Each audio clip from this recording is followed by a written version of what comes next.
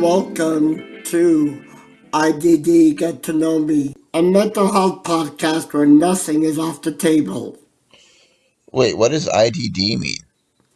IDD stands for Intellectual and Developmental Disabilities.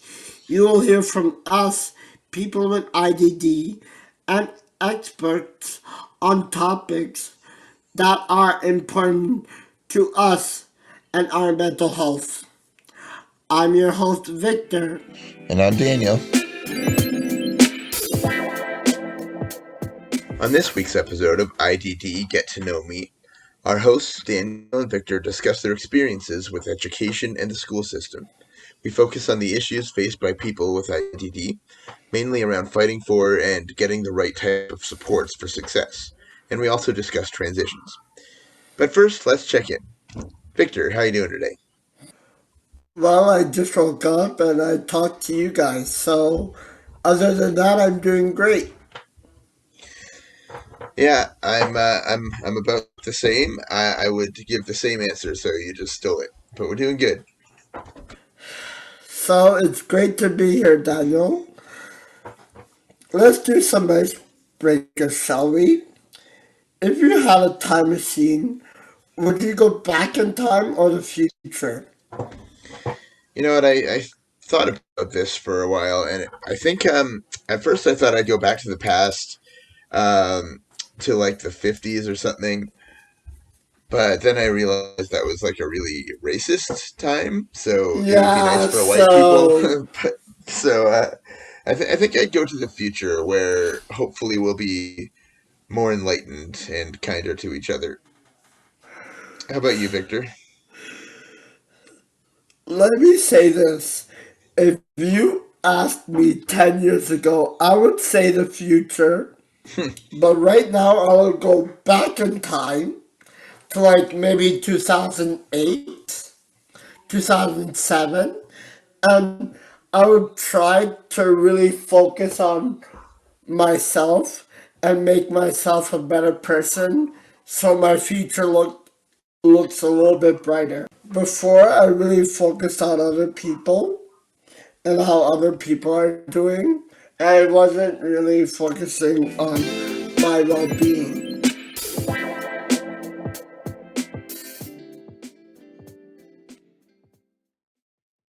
And now that we've broken the ice, let's get into today's episode. Victor, why don't you tell me a little bit about what high school was like for you? Honestly, school was really bad. Honestly, if I felt like the teachers were out to get me. I was a hyperactive kid and they didn't understand. And they punished me instead of celebrating me. They used to put me in the principal's office to think about what I did wrong. But I was so hyperactive. I was so like focused on like the excitement of school. Like I didn't know what I did wrong. And I was not understanding. So you didn't feel like they tried to understand or to support you? No, it was really frustrating. Every time I was outgoing, they would punish me more, thinking that would change me. But it didn't. It was all like one big punishment. And I really didn't feel like I learned anything. They would make me write lines instead of going to gym class. And I really liked gym class. It was really like an amazing experience for me.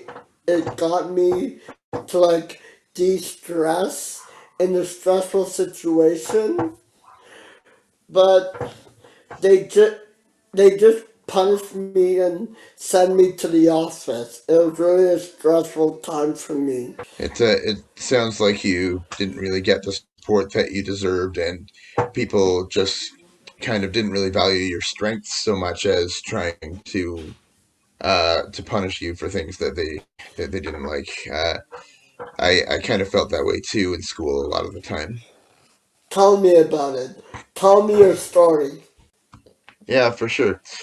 So, for instance, one time when I was in high school, I had an accommodation that I could use my laptop for any and all writing because I didn't have very good handwriting. And so one time I was taking a test and I forgot to take out my laptop because I had difficulty with executive functioning. And so I tried writing the test by hand. And I didn't do very well on that test because, uh, because I didn't have the accommodations that I was entitled to. And my mom and I asked the teacher if I could retake the test using my proper accommodations. And he actually said no at first because he didn't think it would be fair to the rest of the students. Meanwhile, it was actually supposed to be his job to remind me to take my laptop out in the first place. Uh, so he didn't think that would be particularly fair, but we pushed back, and he did allow me to take it again. But certain answers he just wasn't willing to accept because uh, I don't understand what the difference was, but some of them he thought it wasn't fair for me to be able to write the answers twice.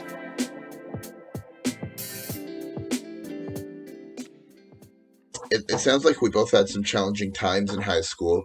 But what were some things that went well for you, Victor, or that helped you when you were in school? Well, my teachers would play Jeopardy with me. It was all Hmm. about school stuff and what we learned, and that really helped me. And I took a wood shop class, and I really built like a wooden car, like where you push, and that really helped my self esteem. Like, hey, I completed something. I completed something that would be hard for other students.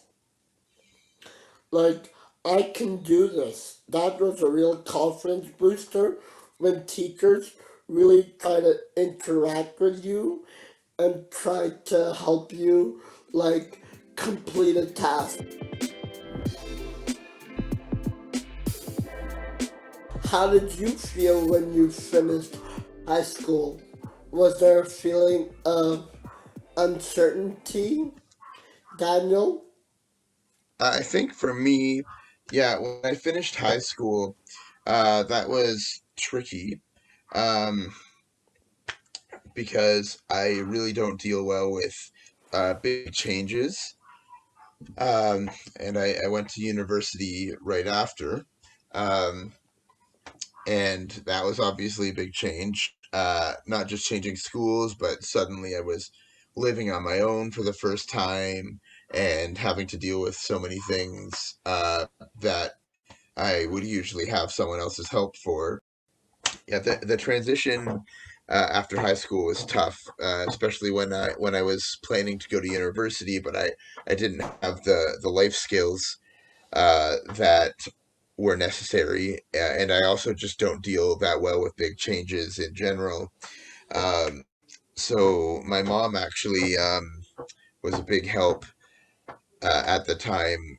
She took me to the university several times before it started over the summer, and we walked from my dorm room to my classrooms, my dorm room to the disability office, things like that. And we got me set up with the disability office, who wasn't actually that helpful, by the way, but still. Um, and just sort of got me a little more used to the transition. But I will say that when I finally fully moved in, uh, and my parents left me in my dorm room and everything, I actually felt a big sense of relief. I remember because for the first time, I didn't have to answer to anybody, and I could do like whatever I wanted in my own place. So it was sort of a mixed bag that way. Was it hard for you to keep up with the curriculum, Daniel? It was at certain times. It was definitely, especially in my first year, it was the most demanding schoolwork that I had ever done, and I didn't have my mom at home with me anymore to help me sort of organize my work and help me clarify any questions I had and things. Like I could still call her if I needed to, but it wasn't as easy. Um, and there was just more work than I had ever had before, in addition to it being tough. So yeah, it took me a while. And at first, I was actually in a video game development program. And so I was learning things, everything from like math and programming to art to storytelling to all these different like unrelated things. And it did get to be very overwhelming. So that was difficult until I found some strategies to deal with it. Did you find it challenging to socialize with other people, Daniel? Yeah, at first I did. In my first couple of years of university, I didn't have that many friends there.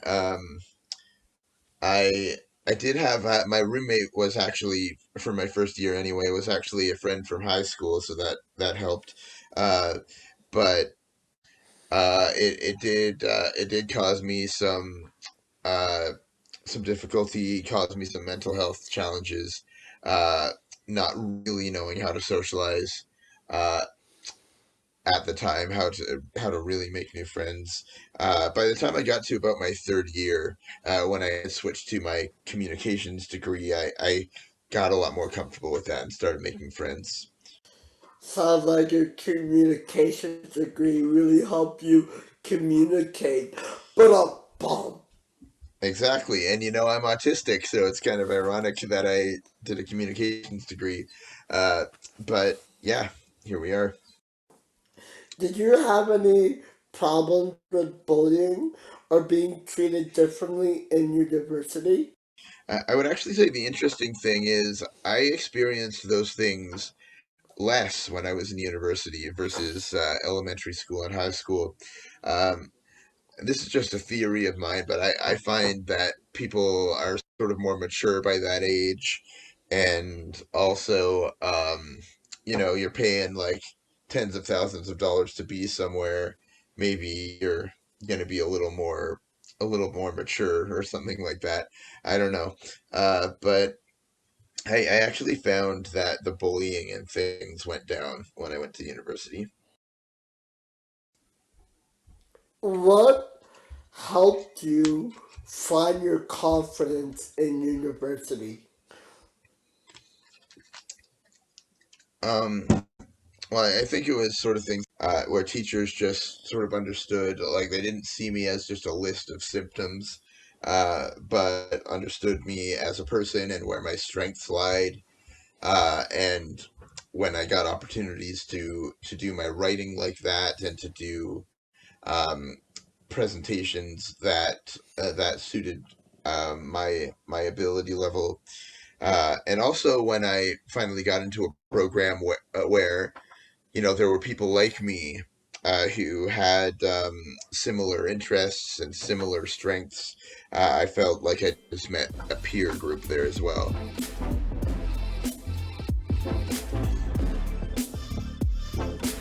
So, if we could do it all again, Daniel, if we could do the school system all again, what would you change?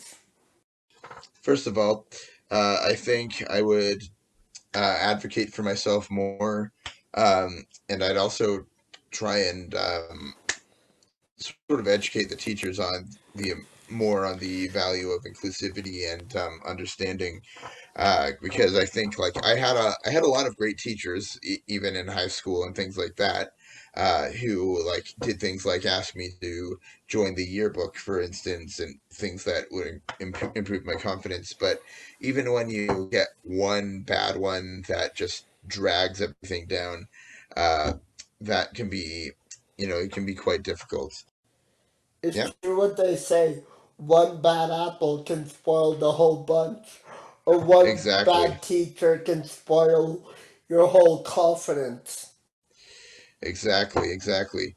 Um, and I think that I would also be a little more open with my classmates about my challenges because I was very ashamed of my autism at the time, and I didn't want people to know, and I did my best to hide it from everyone except like people who totally needed to know. Um, so I think that it would have been a lot better for my mental health if I had just been open with people. How can classmates better support individuals with IDD in the classroom? Well, it's a simple question, but a tricky answer. But I think in general, the thing to do is just try to be open minded and understanding. Um, if someone needs help, offer them help. Um, if you don't understand something about someone, just ask them and tell them that you're not going to judge, and just ask how you can help. And I think just being open minded and having a mind towards being inclusive can really help. What do you think, Victor? I think being inclusive really helps. I think finding common ground with other classmates, whatever that is really helpful to build up their confidence and Yeah, really put yourself in their shoes. What would they like to have? What would they like to have better in the school? and Victor, what are some of those barriers to inclusion in the classroom that you see? Like teachers not communicating with students more, or students not advocating for themselves. It's really about students like building up their confidence, and like teachers really like to build bridges to the students so they can help them grow.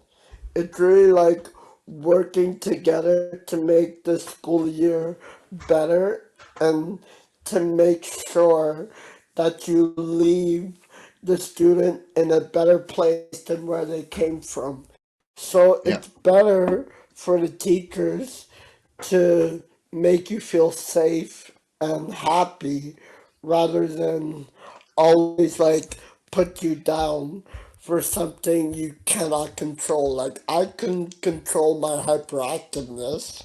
You cannot control your the way you were learning, but if teachers help you accommodate you rather than putting you down, we all grow as people, and we all can learn from each other, and we can make this world a better place.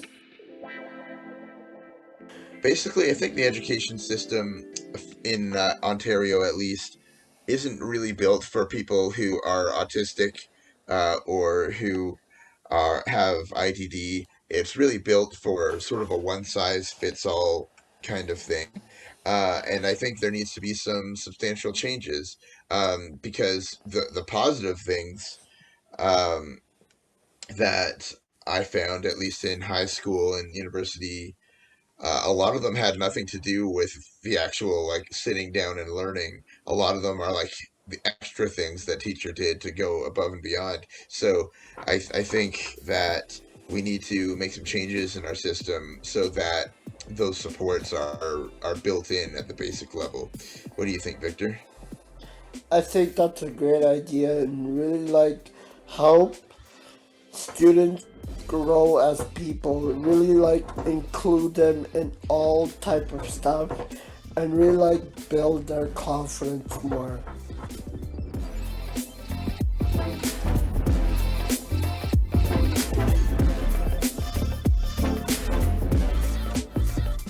This podcast is brought to you by the Azrieli Adult Neurodevelopmental Center at the Center for Addiction and Mental Health in Toronto, Canada.